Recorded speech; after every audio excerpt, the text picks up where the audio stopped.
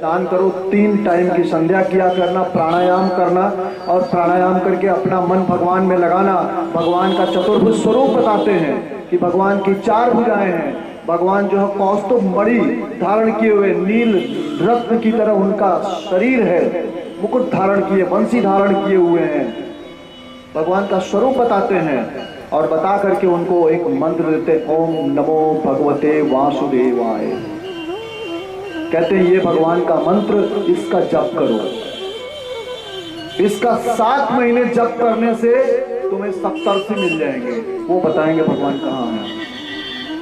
वो बच्चा वहीं से ओम नमो भगवते वासुदेवाय जपना शुरू कर दिया, गुरु मंत्र मिल गया। हम सबको भी अपने जीवन में एक गुरु की आवश्यकता होती है। जब तक गुरु नहीं होता सही ज्ञान नहीं मिल सकता आपको। आप पुस्तकों को पढ़ करके, किताबों को पढ़ करके सही ज्ञान नहीं पा सकते। अगर पुस्तकों को पढ़ करके ज्ञान पाते तो विद्यालय नहीं खुलते, शिक्षक नहीं नियुक्त किए जाते। आज थोड़ी स्थिति गड़बड़ हुई है, आज लोग इंटरनेट पे पढ़ने की कोशिश करते हैं, लेकिन उतने बढ़िया उसका परिणाम भी आ रहा है।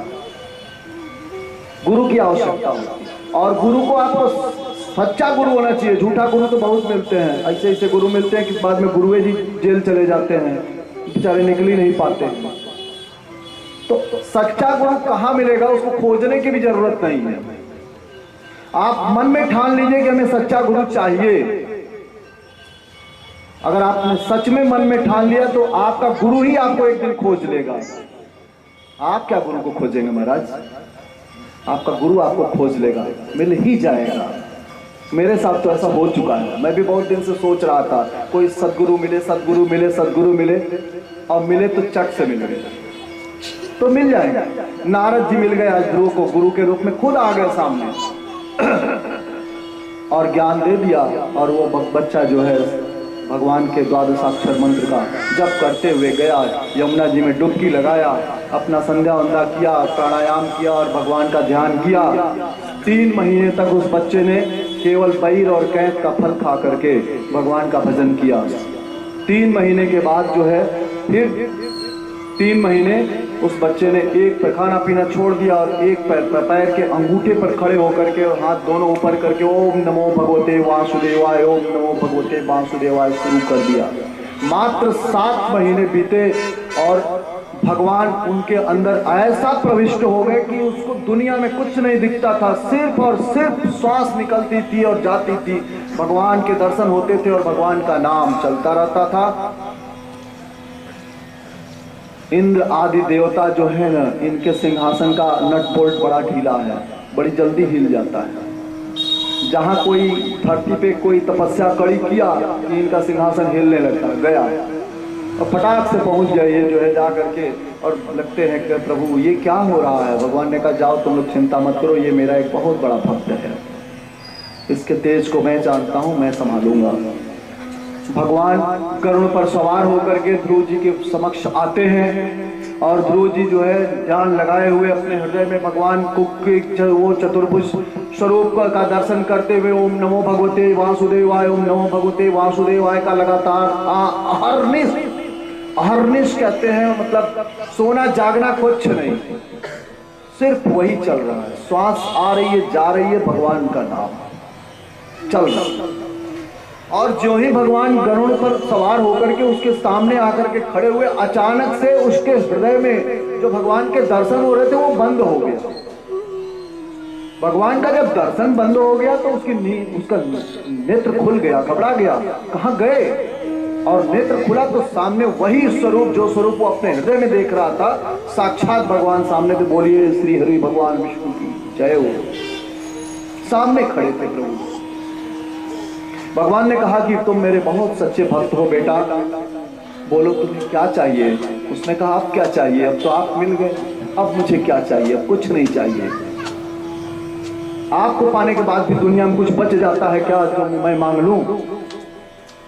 हम सबको भी ये सोचना चाहिए।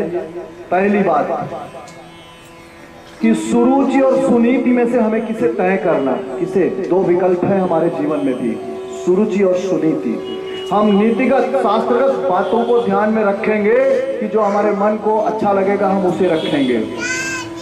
दोनों में से किसे रखना है महल में? ये हमारा शरीर हमारा महल है। इस महल में हमें किसे रखना और किसे बाहर निकालना, ये हम पे निर्भर करता है। हम करते क्या है, हम सुरुचि को अंदर रखते हैं और सुनीति को बाहर कर देते हैं। हम जानते हैं हम गलत कर रहे हैं, फिर भी हम वो देखते हैं जो नहीं देखना चाहिए।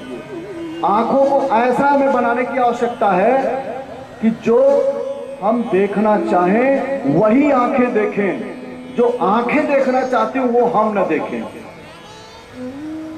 हम कानों से वो सुने जो हम चाहें, जो कान चाहते हैं वो हम न सुने।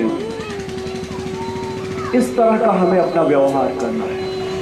सुरुचि और सुनिधि में से तय करना है कि रखना किसे है और छोड़ना किसे है। और हम प्रभु के पास जाएं तो हम प्रभु से क्या मांगते हैं? क्यों मांगते हो भाई? भगवान के यहाँ जाकर के लगते हो मांगने, भगवान ये दीजिए, ये दीजिए, ये दीजिए। क्यों दे? अरे वो अंतर्यामी है, वो तो पता है उसको कि तुम्हें किस बात की जरूरत है और क्या देना है। कल मैंने कहा कि सुपात्र को ही दिया जाता है। भगवान तो ऐसी गलती कभी नहीं कर सकते कि कुपात्र को कोई चीज दे दें। सुपात्र को देते हैं, जो जिसके लायक हो उसको वो चीजें दे देते हैं। और उनको पता है कि इसको कब क्या देना है। इसलिए ईश्वर के पास जा करके केवल उनकी वंदना कीजिए, उनसे मांगने की कोई आवश्यकता नहीं है। और अगर मांगना ही चाहते हैं तो उन्हीं को मांग लीजिए, जैसे ध्रुव ने मांगा। उनसे मत मांगिए, उन्हीं को मांग लीजिए, जैसे युधिष्ठिर ने मांगा। युधिष्ठिर के यहाँ दुर्योधन और भगवान के यहाँ युधिष्ठिर और दुर्योधन दोनों पहुंचे थे।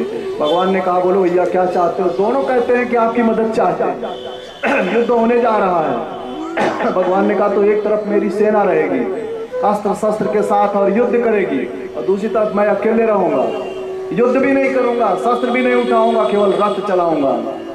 लड़ाई में ड्राइवर का कौन काम है? ड्राइवर तो बहुत मिल जाएंगे। दुर्योधन बहुत चालाक था ना, ज्यादा चालाक था। दुर्योधन ने कहा ही वहां मार काट की जरूरत है तो चलिए जो ना सारथी बन के, हमारे पास सारथी नहीं हुए, हमें दे दा।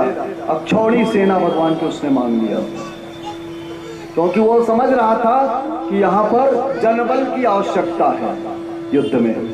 लेकिन युधिष्ठिर जानते थे कि नहीं, यह धर्म का न्याय का युद्ध है, यहाँ जनबल की नहीं, यहाँ धर्म की, भगवान की, ब्रह्म की आवश्यकता है। उनका प्रभु सिर्फ आप चलिए, मत लड़िएगा। आप अगर हमारा रथ हाँक देंगे तब फिर बचपे क्या करेगा? जिसका रथ भगवान हाँक दे फिर अब उसको क्या कौन पिछाड़ सकता है भाई? तो आप चलिए। युधिष्ठिर भगवान को रथ हाँकने के लिए ले आया और ये जो है ले आया मरने के लिए, सेना ले आया। तो भगवान को मांग लीजिए, कुछ बचेगा ही नहीं, तो कुछ मांगना है। ध्रुव ने कहा प्रभु बस आप मिल गए तो अब इसके बाद इस दुनिया में संसार में कुछ बचता नहीं है कि मैं आपसे मांगू, कोई जरूरत नहीं है। भगवान ने कहा जाओ मैं आदेश देता हूं, तुम इतना कठिन तप किए और इतना परम पद पा गए जो अब तक किसी को नहीं दिया है। तुम आकाश मंडल में ऐसा चमकोगे, वह टिमटिमाता तारा बनोगे, सारे तारे सारे ग्रह नक्षत्र तुमको घेरे रहेंगे, तुम अलग ही दिखाई पड़ोगे। लेकिन 36,000 वर्ष तक मेरा आदेश है जाकर के पहले शासन करो, तुमको जनता की तुम्हें आवश्यकता है। ध्रुव जी भगवान का आदेश शिरोधार्य करके आते हैं और 36,000 वर्षों तक शासन करते हैं धरती पर। और उसके बाद परम धाम को जाते हैं और भगवान के पार्षद रथ लेकर के आते हैं और भगवान के पार्षद उनको ले जाते हैं सम्मान के साथ। और उनको ध्रुव को आज भी आकाश मंडल में जो स्थान मिला हुआ है वो सदा सर्वदा के लिए मिल गया है। वह गोद मिल गई है जो गोद फिर खाली नहीं होनी है, परम पिता की गोद मिल गई। ये एक भक्त की कथा सुखदेव जी ने परीक्षित को सुनाया। उन्होंने कहा एक और भक्त की कथा सुना देते हैं। मैंने आज सुबह मैं मस्ती में था, मैंने कहा कि आज बड़ी अच्छी अच्छी कथाएं होंगी, मैं लोग से समय भी मिल गया। भगवान को अपने भक्तों की कथा से बड़ा लगाव है।